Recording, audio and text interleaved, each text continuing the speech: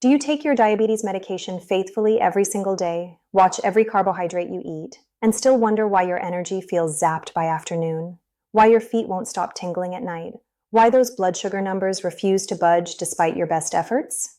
What if the answer isn't about doing more of what you're already doing, but about filling 3 nutritional gaps that most doctors don't routinely check? I'm going to share something that might surprise you. 3 specific vitamins that many people over 50 with diabetes are running dangerously low on, often without realizing it. These aren't exotic supplements you've never heard of. They're nutrients your body desperately needs to help insulin work properly, protect your nervous system, and keep your blood vessels healthy. But here's the critical part. Diabetes itself, combined with certain medications and the natural aging process, creates a perfect storm that depletes these exact vitamins. Before we go any further, let me be crystal clear about something. This information is educational and should never replace guidance from your healthcare provider. If you're taking diabetes medications, blood thinners, or other prescriptions, you must consult your doctor before starting any supplements. Some vitamins can interact with medications in ways that affect blood sugar control or increase bleeding risk. Your safety comes first, always. Let's start by understanding why people with diabetes face unique nutritional challenges. Your body is essentially fighting a multi-front battle. High blood sugar creates inflammation that damages cells throughout your system. This damage increases your body's need for certain protective nutrients. At the same time, frequent urination, which many diabetics experience, flushes water-soluble vitamins out before your body can fully use them. Certain diabetes medications, while life-saving for blood sugar control, can interfere with how your body absorbs or processes specific vitamins. And let's not forget that as you age past 50, your digestive system naturally becomes less efficient at extracting nutrients from food. Your stomach produces less acid, your intestines absorb nutrients less effectively. Put all these factors together, and you can see why vitamin deficiencies become surprisingly common in older adults managing diabetes. The first vitamin we need to discuss plays a role in over 100 different enzyme reactions in your body. Think of enzymes as tiny workers that make chemical reactions happen. This particular vitamin helps these workers do everything from managing how your liver releases glucose overnight to protecting the insulation around your nerve fibers. This vitamin is especially important for something called glucose metabolism. That's the process of how your body handles sugar from the moment you eat until it's either used for energy or stored. When you don't have enough of this vitamin, your cells become more resistant to insulin. That means even though insulin is present, it struggles to move glucose from your bloodstream into your cells where it belongs. Some research has explored how this vitamin might help reduce those frustrating morning blood sugar spikes. You know the ones. You go to bed with decent numbers, don't eat anything overnight, and wake up to find your glucose has climbed. This happens partly because your liver releases stored glucose during the night. This vitamin helps regulate the enzymes involved in that process, potentially helping keep those early morning numbers more stable. For people experiencing diabetic neuropathy, that tingling, burning, or numbness in the feet and hands, this vitamin becomes critically important. It's involved in producing myelin, which is the protective coating around nerve fibers. Think of myelin like the plastic insulation around electrical wires. When that insulation breaks down, nerve signals don't transmit properly, leading to pain, numbness, and loss of sensation. Some studies have looked at whether supplementing with the active form of this vitamin might help reduce nerve pain in people with diabetic neuropathy. While results vary between individuals, some research suggests it may offer modest benefits when used as part of a comprehensive approach to nerve health. However, it's important to understand that once nerve damage is severe, no vitamin can completely reverse it. The goal is protection and possibly slowing progression. This vitamin also plays a role in managing homocysteine levels in your blood. Homocysteine is an amino acid that, when elevated, can damage blood vessel walls and increase cardiovascular risk. Since people with diabetes already face higher heart disease risk, keeping homocysteine in check becomes particularly important. This vitamin helps your body break down homocysteine into less harmful substances. Where do you find this vitamin in food? Poultry, particularly chicken and turkey, provides decent amounts. A 3-ounce serving of chicken breast gives you a significant portion of what you need daily. Fish, especially salmon and tuna, are excellent sources. One serving of salmon can provide more than half your daily requirement. Some fruits and vegetables contain it as well, though in smaller amounts. Bananas are often mentioned, but keep in mind they contain about 25 grams of carbohydrates, so portion control matters if you're watching blood sugar. Potatoes, both white and sweet, contain some, though again, the carbohydrate content requires consideration. Chickpeas and other legumes provide this vitamin along with fiber and protein, making them a better choice for blood sugar management.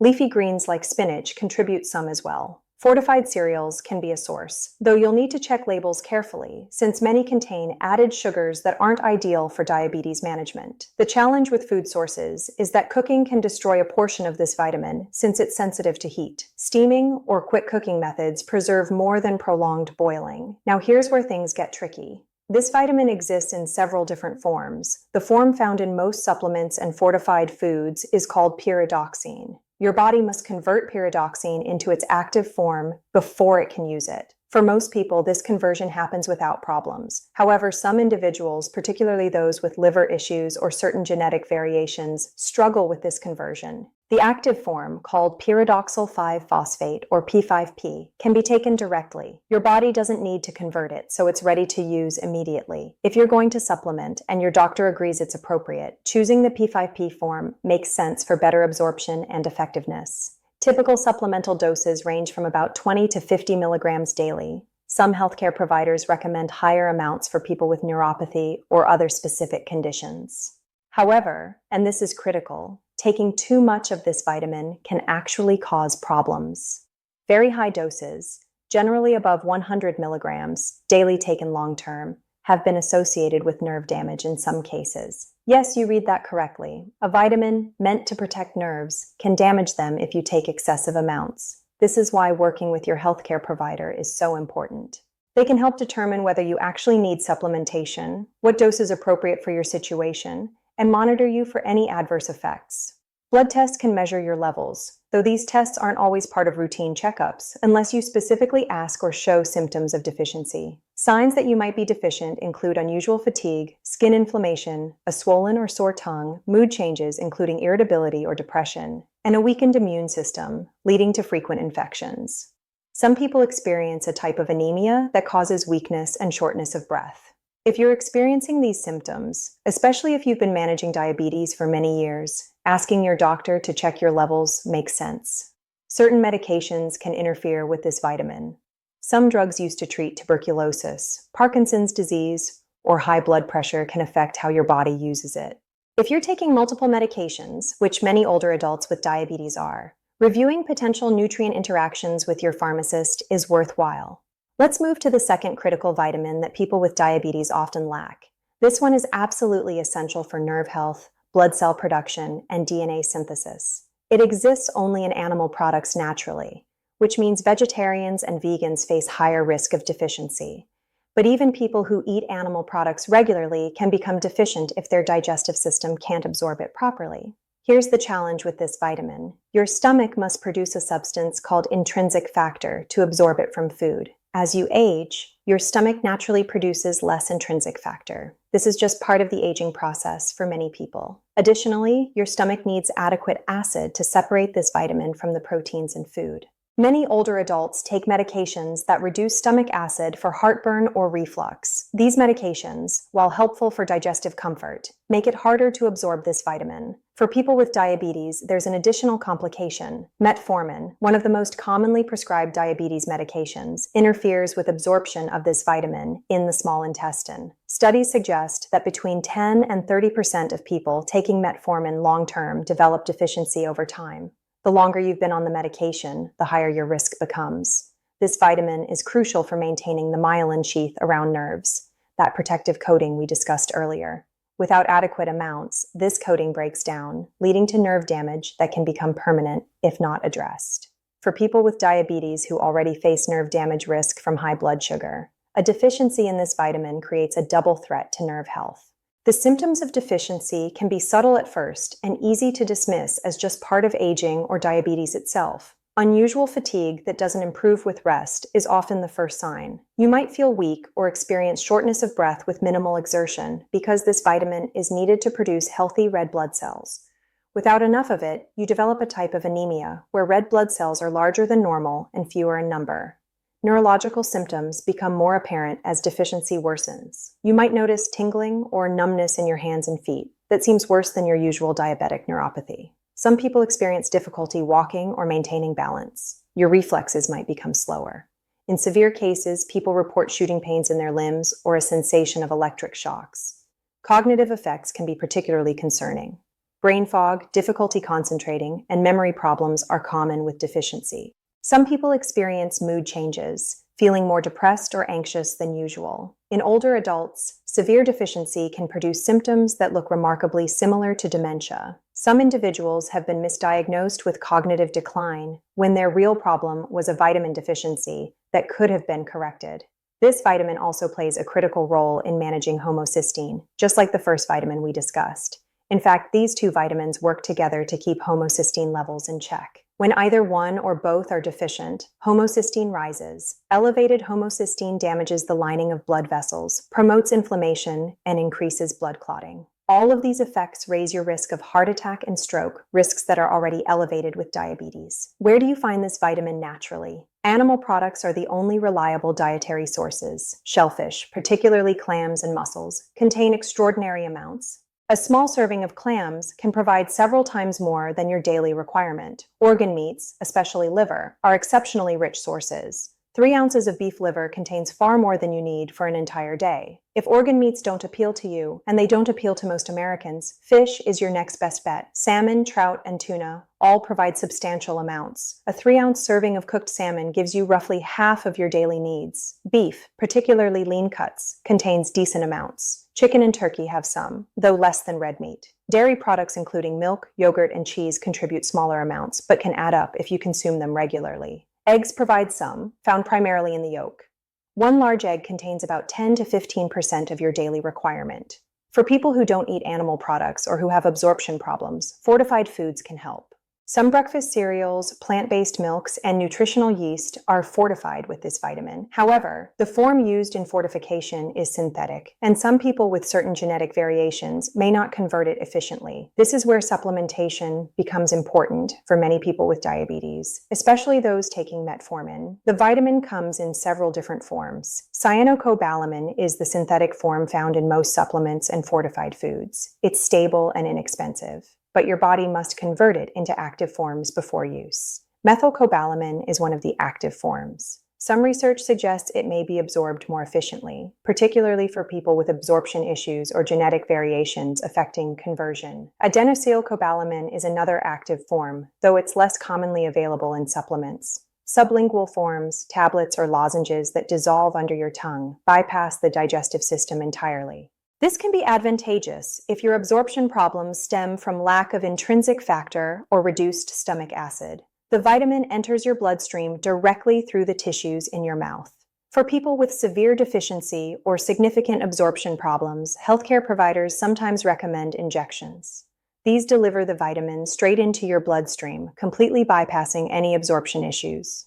Some people receive monthly injections indefinitely, while others can transition to high-dose oral supplements once their levels are restored. Typical supplemental doses vary widely depending on your situation. A maintenance dose for someone with mild deficiency might be 500 to 1,000 micrograms daily. Someone with more severe deficiency or absorption problems might need much higher doses, at least initially. Some sublingual formulations provide 5,000 micrograms per dose. This vitamin is water-soluble, meaning your body excretes excess amounts in urine. It's generally considered very safe even at high doses, with minimal risk of toxicity. However, extremely high doses taken long-term may cause unexpected side effects in some people, including skin problems or changes in blood potassium levels. This is rare but worth monitoring with your healthcare provider. Getting your levels tested is straightforward. A simple blood test can measure how much is circulating in your bloodstream. However, some experts argue that this standard test doesn't always catch deficiency in its early stages. Additional tests that measure methylmalonic acid or homocysteine can provide more sensitive indicators of functional deficiency before symptoms become severe. If you're taking metformin, especially if you've been on it for several years, proactive testing makes sense even if you feel fine. Catching deficiency early, before significant nerve damage occurs, gives you the best chance of preventing permanent complications. Once nerve damage becomes severe, supplementation can help prevent further deterioration, but may not completely reverse existing damage. Now let's discuss the third critical vitamin that people with diabetes frequently lack. This one is essential for cell division, DNA production, and keeping homocysteine under control.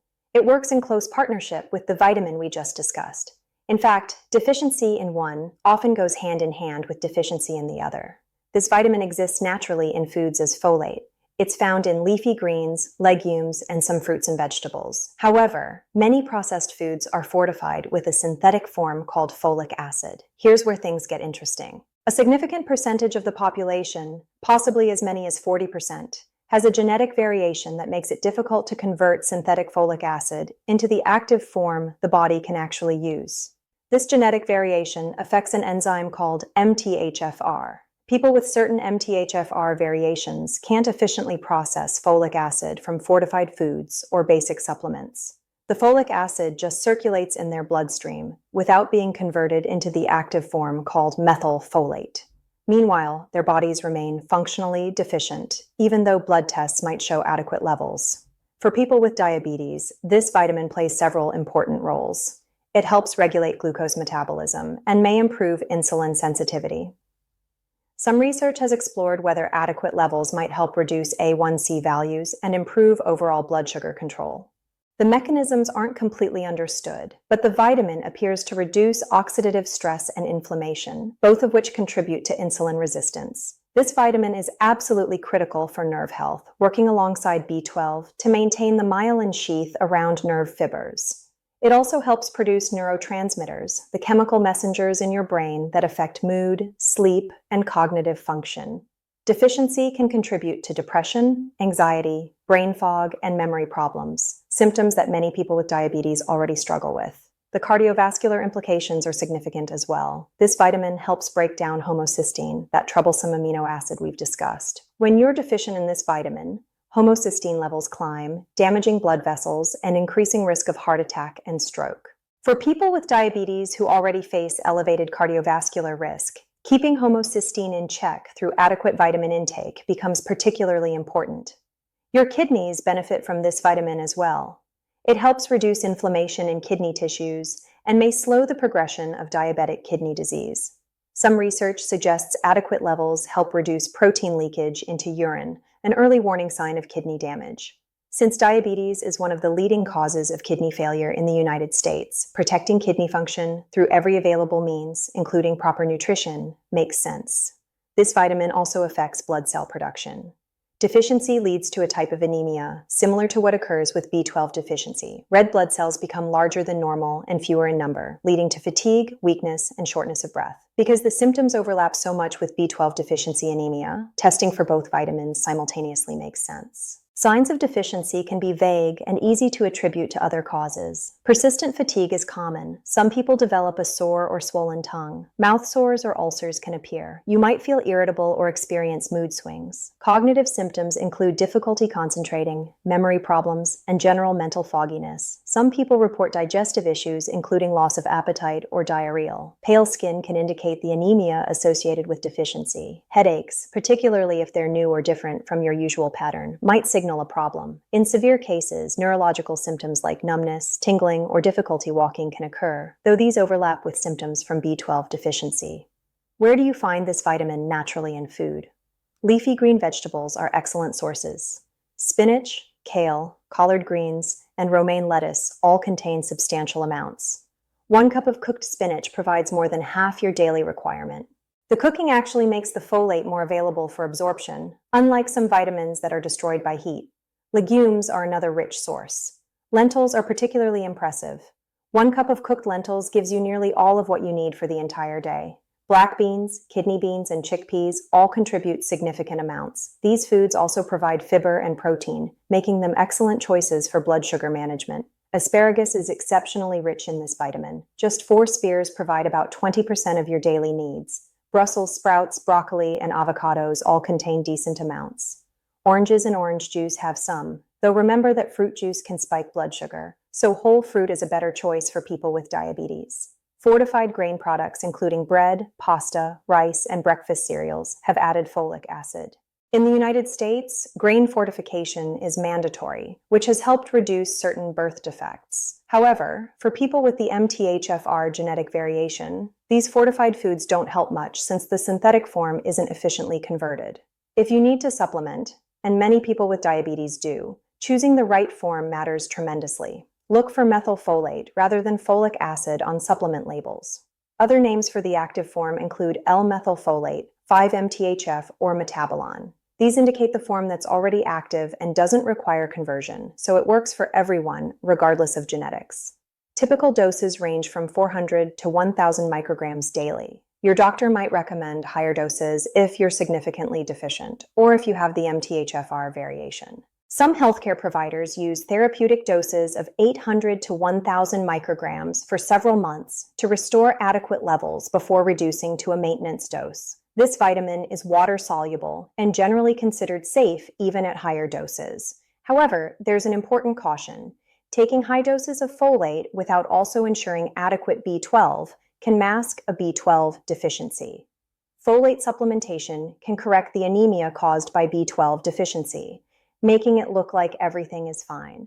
But the neurological damage from B12 deficiency continues progressing silently, potentially becoming irreversible. This is why many experts recommend taking these two vitamins together if you're supplementing with either one. Some supplements combine methylfolate with methylcobalamin specifically to prevent this masking effect. If you're going to supplement with one, seriously consider supplementing with both, or at minimum, have your doctor check both levels regularly. Certain medications can interfere with this vitamin. Methotrexate, used for rheumatoid arthritis and some other conditions, blocks folate metabolism. Some anti-seizure medications affect how your body uses it.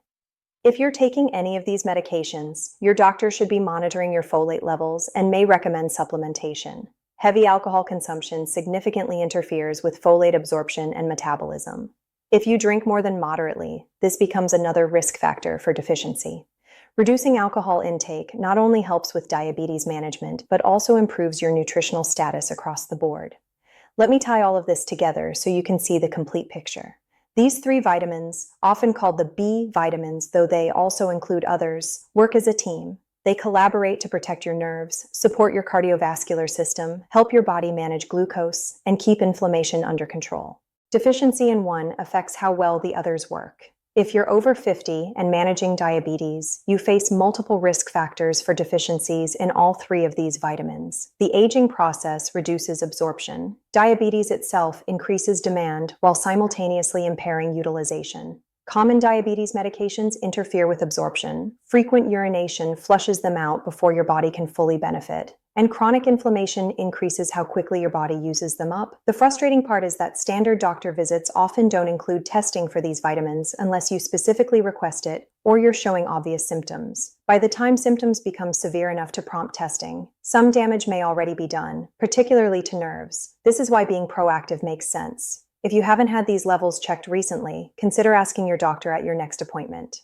Explain that you've learned about the connection between diabetes and vitamin deficiencies, and you'd like to know where your levels stand. Most doctors will be receptive to this request, and the tests are relatively inexpensive blood draws. If testing reveals deficiencies, work with your healthcare provider to develop a correction plan.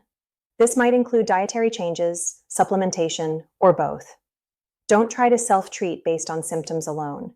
Some symptoms overlap with other medical conditions, and supplementing incorrectly can cause problems rather than solving them. Even if your levels are currently adequate, paying attention to food sources of these vitamins helps prevent future deficiencies, including a variety of animal proteins, leafy greens, legumes, and other nutrient-dense foods in your diet provides these vitamins along with countless other beneficial nutrients that work together synergistically.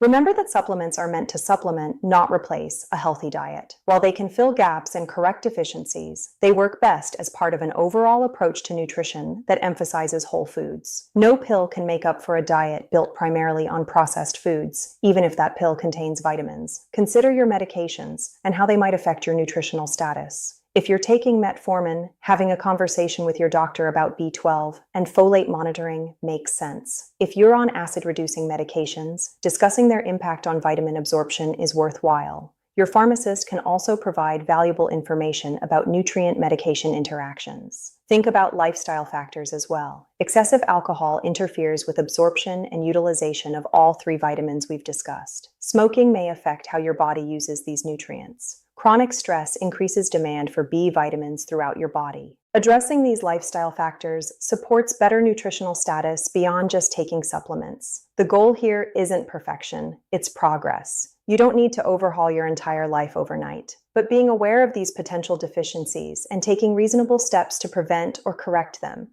can make a meaningful difference in how you feel and how well you manage diabetes complications over the long term. Managing diabetes is a marathon, not a sprint. You're in this for the rest of your life, which means protecting your body from complications becomes paramount. Maintaining adequate vitamin levels is one piece of that larger puzzle. It's not glamorous or dramatic. You won't see immediate results the way you might when adjusting insulin. But over months and years, proper nutrition supports better outcomes and helps preserve your quality of life. I want to hear from you in the comments. Have you experienced symptoms that might indicate vitamin deficiencies? Have you had your levels tested? What foods from our discussion do you regularly include in your diet?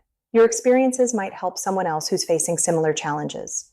If this information was helpful, please give it a like.